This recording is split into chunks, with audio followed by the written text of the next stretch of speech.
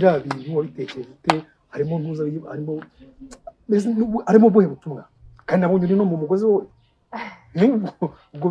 bijyanye bite biriya bintu byo kwiyahura rero hari ababonye ndi mu mugozi rero Imana ko nzi ko yumva gusenga kuko itanyumva so iyo rero unyine ugumye mu kumunara wawe nkuko haba kukiba nawe yarababaye afite okay ngiye kubwiriza sorry wikirukanka ngo ndashaka kujya muri relationship no stay single komeza ube single paka aho uzumva kabisa uvuze wow uyu muntu ndumva nemeye wikisondeka muri make wikisondeka kumye ube single paka wumvishe wikirukanka wigira iki kwirukanka none se yewe nagiye mbora kuko nifite aba ex benshi abangahe ibyo wakwirirwamo byose ibikubabaza ibikuvuna ibigushimisha byose iyo birangiye usubira mu rugo ngiye kukurangira sofa light business bahindura iwawe ahantu ho gukumbura buri gihe uko hashinguye ibirenge iyi ni kompanyi ikora ibikoresho bikoze mu mbaho ibyuma MDF board n'ibindi bafite atelier igezweho irimo imashini zigezweho n'abatekinisiye b'abahanga bamaze igihe kinini cyane biga gukora ibikoresho byo mu rugo bikozwe mu mbaho utazabona henshi kububaka inzu zo guturamo ama-appartement n'amahoteli sofa light business ibakorera inzugi zikozwe mu mbaho z'amoko atandukanye no muri design yose wakwifuza bubaka ibikoni byo mu nzu bigezweho muri design no mu ngano yose washaka ibitanda bibaje uko ubishaka na matera zabyo utubati intebe Sofa Like Business ikorera ku Kinamba ku Karompwe kari ku muhanda ujya Kacyiru n'ujya Itexirwa aharebana na station ya essence. Reka nonge mbaye kazi muri Legacy TV. My name is Lily Park with the best idasanzwe. Ndetse kumwese mukomeje kugira ibihe byiza. Murabona ko umunsi tukuri n'umu superstar wacu kabisa murabona ko ntamwe mwese mwari mumukumbuye ariko umunsi namubazanye kugira ngo tuganire atubwire bike mu buzima bwe kuno byifashe muri misi. Josiane ikaze kuri Legacy TV. Murakoze cyane. Umeze uteze? Ndashima Imana. Nta kibazo. Nanagite. So bari barambwiye ngo muri minsi waruvuze cyane bari mu biki? Nago nahoze ndahari ahubwo wowe ushaka kuba udakurikira social media zanjye ko zirakora cyane nta n'umuntu hari nkanjye. Urase ko nabonye na social media zaba nyinshi uraje uzihinga byagenze bitwa mugani. Oya yenda YouTube niyo nahinduye. YouTube yitwaga JOSIANE mwise official. Rero bitewe nuko iriya YouTube ntabwo yagaragaraga nuvuga ngo inkuru zanditswe kuri JOSIANE mwise zari zarayimize umuntu akaba ashaka kureba channel yanjye ashaka kuyisura yayishyiramo akatayibonera za nkuru zose akaza JOSIANE gusa kuri Legacy bavuze JOSIANE mwise neza ku yindi channel JOSIANE mwise neza you know nyine amatitre gusa akaba ari yaza urumva nyine amatitre niyo yatumaga channel kwako byitiranwaga bigatuma itaboneka uyu munsi rero yitwa JOSIANE official kugira ngo nibura nusacinga iyo usacinze JOSIANE official ako kanya uhita uyibona niyo mpamvu nayihinduye. That's good. Hanyuma ikindi kintu ushaka kubaza muri iyi minsi maze kubona hari ibintu uragiye gukora ushishikariza cyangwa se ushishikariza kurwanya kwiyahura biriya bintu wabitekereje ute harimo ntuza harimo buhe butumwa kandi nabonye uri no mu mugozi wowe ubwo bijyanye bite biriya bintu byo kwiyahura rero n'ubundi nko kuri urumva ni platform yanjye ngenda nganira n'abantu ku bintu bitandukanye bishobora gufasha society iriya hari ababonye ndi mu mugozi rero nari nateguye topic ivuga ku bintu bijyanye no kwiyahura cyane cyane no mu buzima bwo mu mutwe muri rusange ibintu bijyanye n'agahinda gakabije nibyo navugagaho noneho mu gihe kugira ngo nyine bijyane kugira ngo abantu babibone ushobora gusanga naravuga kugira ngo kwiyahura muratazi kwiyahura ni ibiki bigenda gute kuko biriya bintu nari ndi gukora byari nk'ishusho yari nk'ishusho yo kugira ngo umuntu abone ngo umuntu yiyambura ubuzima gute yambura ubuzima gute ndabikora mu rwego wenda n'abana bato batazi ngo kwiyahura ni ibiki iriya ni imwe mu nzira nyinshi zishoboka umuntu ashobora kwiyahuramo nari nakoze biriya kugira ngo umuntu avuga kumbi iyo umuntu ari kwiyahura abigenza gutya ariko umuntu iyo yumvishe content agafungura kumva ni ibintu byinshi bigiye bitandukanye bijyanye n'ubuzima bwo mu mutwe cyane cyane no kwiyahura mu buzima bwo mu mutwe mu buzima busanzwe waba urugeze kubana n'abantu bakiyahura cyangwa se hari abantu waba uzi bigeze gukora ikintu n'icyo ngicyo ukaba aho wabikuye nibura ubundi urumva iyo umuntu ari muri star cyangwa se ari nk'ijisho rya benshi nibara ko ndi ijisho rya benshi nagiye mbibona rero kenshi mu buzima muri societe mbamo nagiye mbibona abantu bafite icyemezo cyo kwiyahura nabibonye mu itangazamakuru ni ibintu bibaho cyane nagiye mbona none rero nkanjye ufite wenda audience reka mbiganirizaho abantu mbabwire ariko kwiyahura mubibona mute mbivugeho ntanga umusanzu wanjye mbinyujije kuri platform yanjye nibura mbabwiye ni mwe dore bigenda gutya biterwa n'iki niba mubishoboye mubyirinde muri ubu buryo kugira ngo nibura aba bantu bankurikira bagire ikintu banyumva kuko nafashe umwanya ngo ubushakashatsi ndibaza kwiyahura biterwa n'iki ese nicyo twakora kugira ngo tubyirinde nibyo rero navugagaho kwiyahura hanyuma se nk'abantu babibona kuri content zawe nyine feedback bakubwira ko bimeze bite barabyakiriye ariko byagiye bibahinduye bikanabafasha cyane baranyandikira bakambwira bati biriya bintu navuze ntibyo wamvugiye ibintu ni topic zitandukanye icyo gihe navuze ko kwiyahura hari n'ahandi mvuga ku bindi bitandukanye hari n'ahandi mbatembereza mbese ntabwo navuga ngo ni ukwiyahura gusa ariko abantu baranyandikira benshi bati turashaka kureba mbese ubu usanga abantu bafite amatsiko yo kubireba kuko abantu benshi baba bashaka kumbona niyo mpamvu rero nababwira nti rwose juzi official irahari genda biragoye ni JO ebyiri SY uhita uyibona hari ibintu byinshi cyane pe abakozi ba Josiane mwise neza bahishiwe kuri iyo channel ngira ngo bazabibona bamugane kabisa n'ibisanzwe bazagenda hanyuma ubundi buzima busanzwe se kumbona intoki zawe nta kintu ziri kuvuga urashaka ko zivuga iki intoki uko mbona nyereka kuki turebe oya reba none arasebe nawe nshaka kwumvisha impamvu mwana nimureke intoki uzima bose bagenzi bamwe na bamwe barimo baragenda babikora bakabikora pamela ni inshuti yawe cyane yego ni inshuti yanjye n'uyu munsi narakubwira ati nawe okay nyine nibyo usanga nyine kuba muri inshuti n'umuntu wakoze mariage ubwo nyine ntabwo bavuze ko muyikorera icyarimwe ntabwo bavuze ko muyikorera icyarimwe nyine ubwo yarayikoze bagenzi banjye bagenda babizikora ubwo nanjye hari igihe nzababwira nti byabaye twitegure uri ku isoko se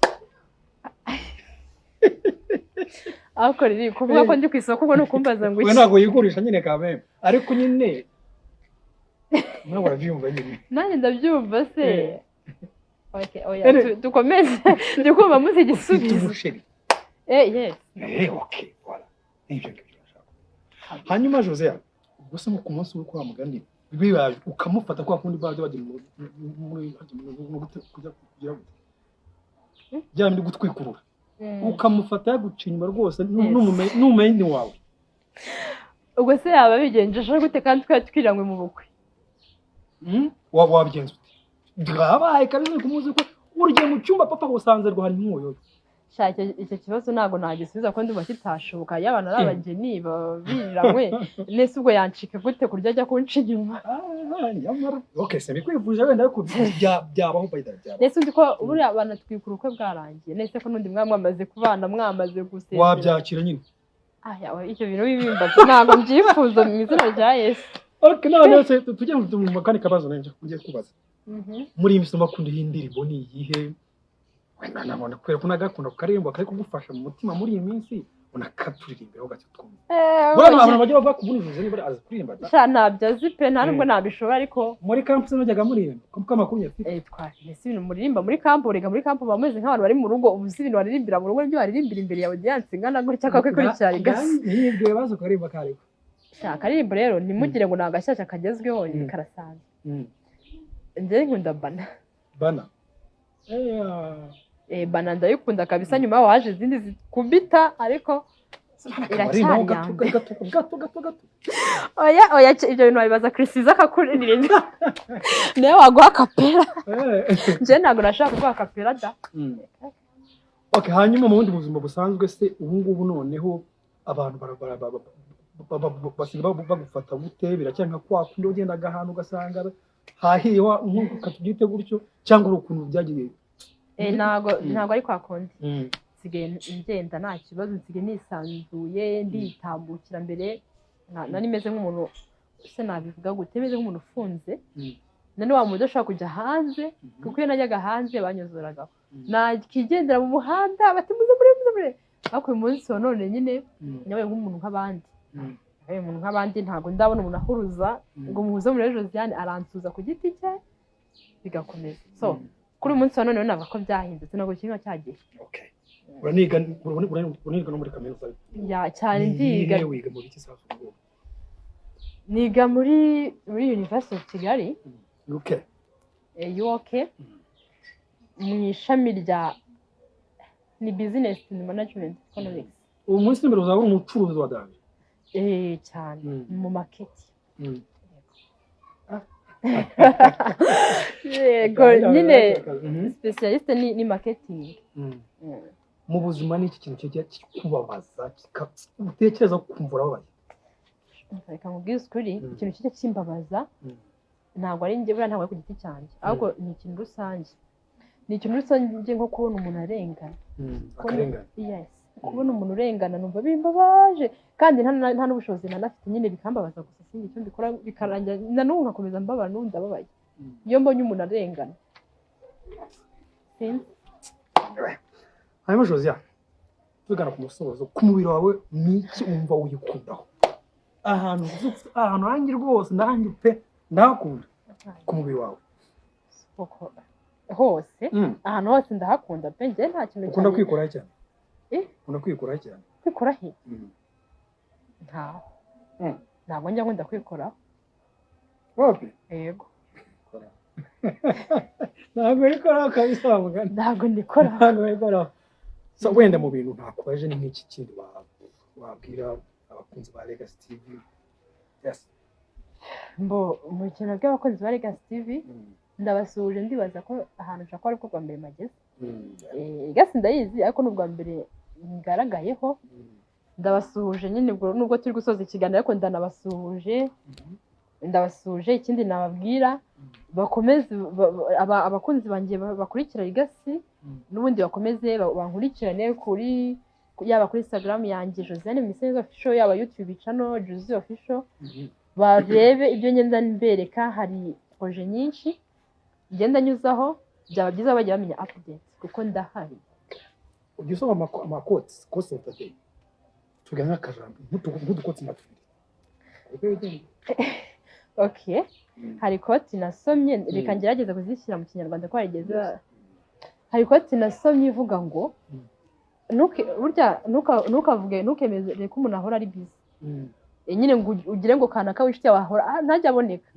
ahubwo uzajye wita ku mwanya aguha buryo umuntu ahora ari busy akubwira ngo ntabwo nshobora kuboneka kuwa mbere kwa kabiri kugeza mu cyumweru abukuze nta busy baho ahubwo habaho umwanya aguha agakote naragasonye kabisa ndabani wow ibyo bintu nibyo akandi ni agakote navuga gasa nk'aho ari kare karimo ukuntu kavuga nyine ngo nukunda nyine ntuhubukire gukunda nukunda wikihutira gukunda nibinaba ngombwa ukomeza ube singo kugeza aho uzabona wa muntu wumva umutima wawe pe hari igihe n'umutima wawe kubeshya umugabo ukamwakunda agukunda ariko umuntu atanga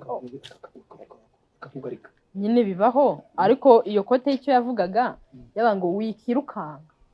ngo nyine uvuge ngo ndambiye kuba singo ibyo wakwirirwamo byose ibikubabaza ibikuvuna ibigushimisha byose iyo birangiye usubira mu rugo ngiye kukurangira sofa light business bahindura iwawe ahantu ho gukumbura buri gihe uko hashinguye ibirenge iyi ni kompanyi ikora ibikoresho bikoze mu mbaho ibyuma MDF board n'ibindi bafite atelier igezweho irimo imashini zigezweho n'abatekinisiye b'abahanga bamaze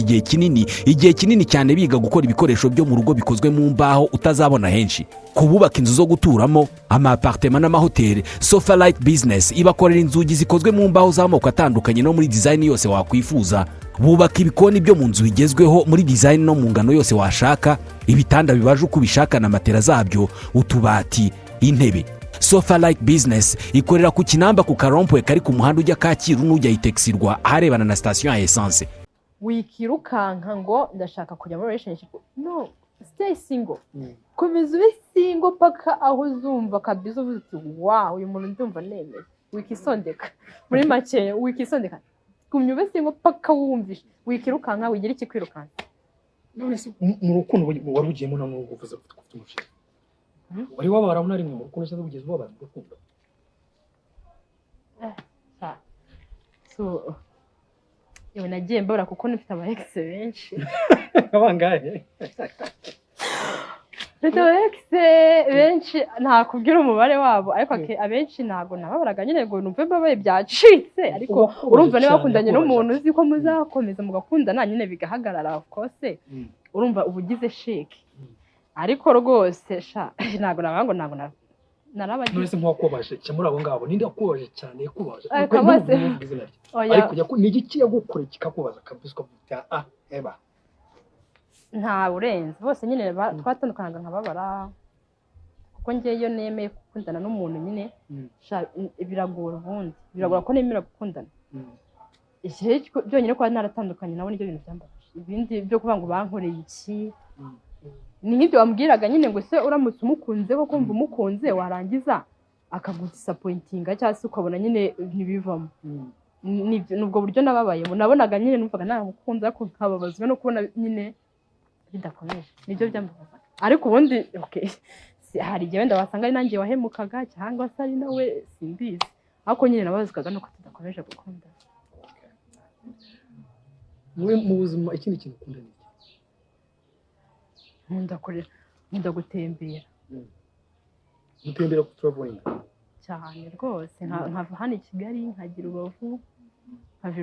nkajya hose nyine nkatembera dusenga tujye gutembera cyane usengera nsengera kuri katolike ni umukatolike nyine ariko ntumbaze ngo girize yihe kuko ngira girize nyinshi ubu nangiye kukubaza nk'umugongo muri Bibiliya ujye gukorera umunsi umurongo yabiri nta kibazo umurongo muri Bibiliya rero umurongo buriya nabwira ni myinshi ntago nahita mbona uwo mpitamo nk'ibiri gusa ariko reka ngire uwo message abantu bakurikiye ndarigasi nabo bashaka kugenderaho mbo ubundi uriya murongo muri Bibiliya uvuga ngo haba ku cy'ibice bibiri umurongo wa mbere haravuga ngo nzaguhagarara ku munara wanjye aho ndindira yego kugeza maze nzumva icyo azambwira ese nzasubiza icyo abanyitotombera abangishima ko abo nzababwira iki uwo murongo rwose w'umusomye nyine uyu murongo ngutuye abantu bafite ibibazo hari nk'igihe ufite ibibazo ugasenga ukabona ntibivaho ugakomeza ugasenga wese Imana ko nzi ko yumva gusenga kuko itanyumva so iyo rero nyine ugumye ku munara wawe nkuko haba ku kiba nawe yarababaye afite ngiye kubwiriza sorry nyine nawe uwo umwanditsi w'uwo murongo w'iyo verse yari afite ibibazo abwira Imana gutya ati njye noneho nzakomeza mpagarare nzamya nsenge ntegereze ko ansubiza nawe rero wowe ufite ibibazo uyu munsi ukomeza utegereze ntubivemo ugumye wiringira Imana nigusubiza uzishima kandi ko nyuma yaho bita birangira Imana imusubije yishimye rero nawe nyine ukurikiye igasi none ndakubwiye ngo uhagarara ku munara wawe biboneka muri haba ku ibi bice bibiri umurongo wa mbere mu buzima se wari wigeze ugira depression cyangwa se wari wagize depression cyane izina rya Yesu Imana izafasha ntabwo ndayigira pe nta nubwo nzi ngo wenda iyo wayigize umara gute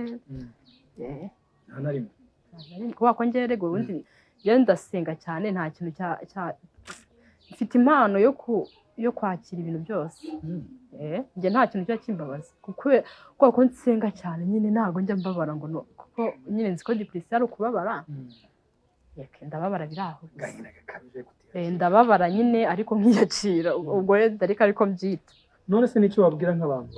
bakunze kujya guhura na depression kwiyakira mbese akumva ko niba ikintu kimubaye akumva ko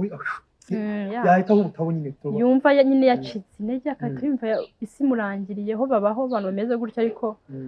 so nyine niko umuntu aba ameze ariko njye inama nabagira ni uko bakurikira inzira yo gusenga kuko nanjye impamvu ntaragira depression cyangwa ntajya ngira icyo kibazo ni uko nsenga nkumva nyine ndishimye iteka ryose umuntu usenga burya ikintu kizakwereka ko usenga koko by'ukuri ni uko nta na rimwe usigira ushavura uhora unezerewe wanagira ibibazo ukishima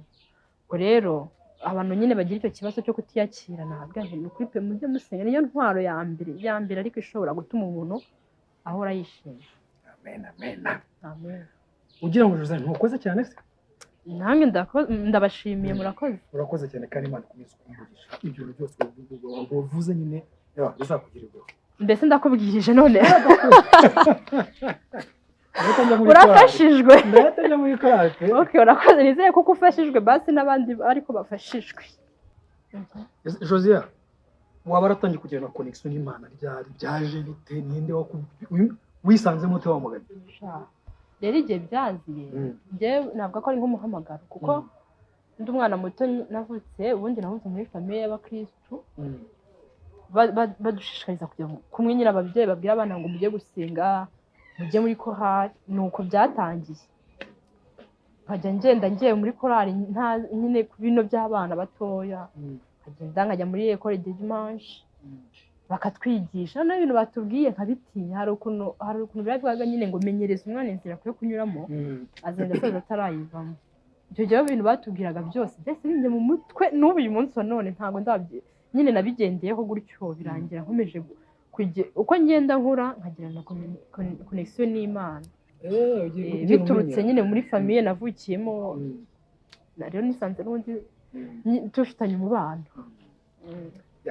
Wa mugani nk'uko kugirana connection n'Imana ufite n'ikundi kuntu nawe uteye kwawe nyine ufite nk'abandi bantu kandi mu munsi yashize wabuze umubyeyi wamubura kandi waramukundaga cyane mama wawe sibyo? Icyo gibyo byitwayemo gute wabaye gute kuko umuntu urabona kuri strong nta kibazo twisekira nabi. Urakoze ko mu rugero nyine wa mugani nk'ibyo nababwiranye nta kintu cyakinshavuza n'ibyo nabyo byashoboka kuba ari ibintu binshavuza ko bamwe nk'abana nagiye gifise kuko yagiye mu buryo buntunguye nari naricaye nzi ko banza mama atazapfa ko numvaga rwose ko nimufite ibintu byo kumva ngo washizemo umwuka rero ibintu byantunguye so wa mugani gusa nshimana ko ntago nigize mbabara narabyakiye byarantunguye yego birantungura ariko nahise mbyakira nta n'ibintu bitangoye kubyakira nahise mbyakira kandi nanashimiye inshuti zanjye mu muryango inshuti zanjye zambaye hafi ni ukuri zambaye hafi ahantu umuntu wese uzi ko ari ikintu yakoze muri biriya bihe mve ko mushimiye baramfashije bamfashe mu mugongo bishoboka bituma nyine bamfasha kubyakira. Umubyeyi wawe ahantu hari aho yibereye wa mugani ni nk'irira mbombo cyane mubwira ngo nsabire nyine kuko nzi ko nyine yaradusize nyine yariruhukiye adusabire nta kundi. Okay, ngaho nyungu rero mwamwumvishe mu musare wacu kabisa Miss Josiane yatubwiye byinshi cyane twagane byinshi cyane. Reka mbashimire cyane mwe mwese kwabaye muri kino kiganiro kuri Legacy TV. Nge ndi Lily Park with the best. Reka tuzongere ku munsi wese turi kumwe.